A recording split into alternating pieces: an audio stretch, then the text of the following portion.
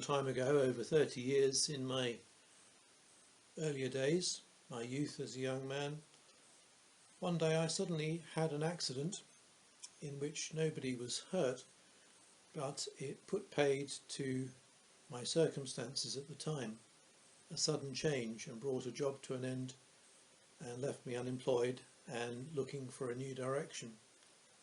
And when the accident occurred, a thought flashed through my mind, which was, this can't be in the plan.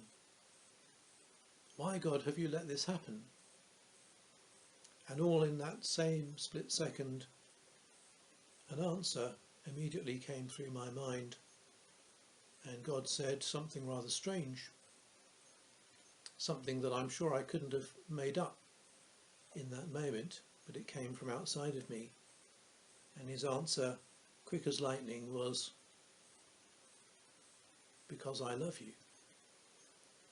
And it's taken me over 30 years to get a handle on that and to understand what he meant.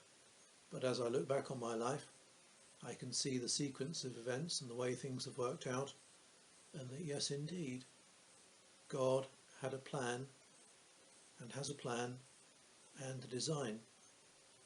And it is for us to find that thread of design and purpose in life, even when circumstances seem to have gone wrong, even catastrophically wrong, and take us in a different direction than we'd been expecting.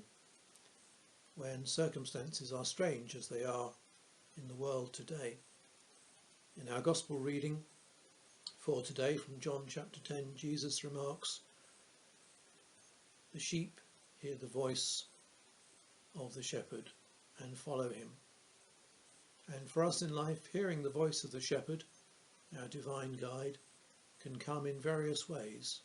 It is for us to see the thread of truth, design and purpose in circumstances, to work it out, especially when we get things thrown in our path that we weren't expecting, or our path takes a different direction that we hadn't planned for. It is for us to find that thread of truth and to hear the voice of the shepherd.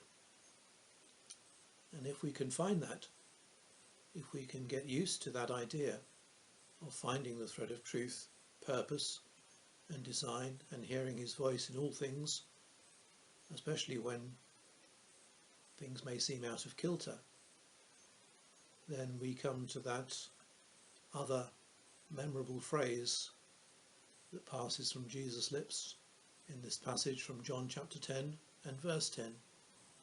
I come to give you life in all its fullness. And that means understanding this thread of truth that runs through our story, that whatever happens, we have a deep sense of peace and understanding in our hearts that God has it all in his hands and he knows what he's doing. If we can find this thread of truth, the sense of purpose and design in all things, it will be as natural to us as the beauty of the morning. And in the morning we see the imprint of his feet and we follow where he leads.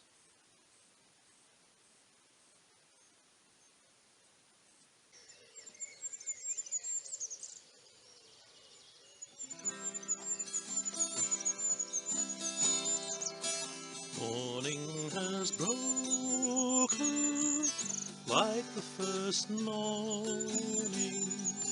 Blackbird has spoken like the first bird.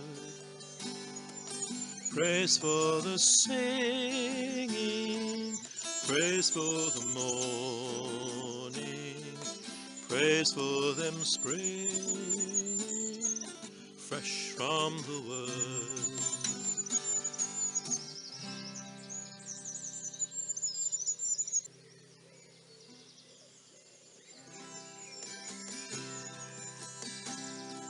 Sweet the rain's new fall, sunlit from heaven, like the first dew fall, on the first grass. Praise for the sweetness of the wet garden, sprung in completeness where his feet pass.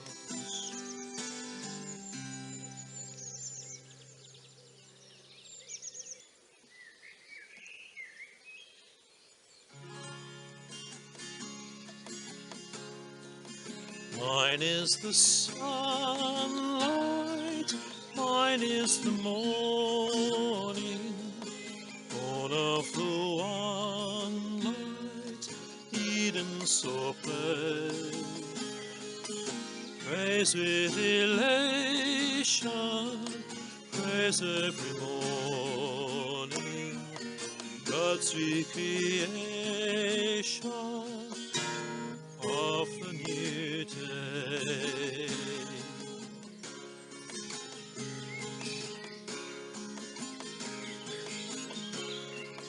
Of the new day.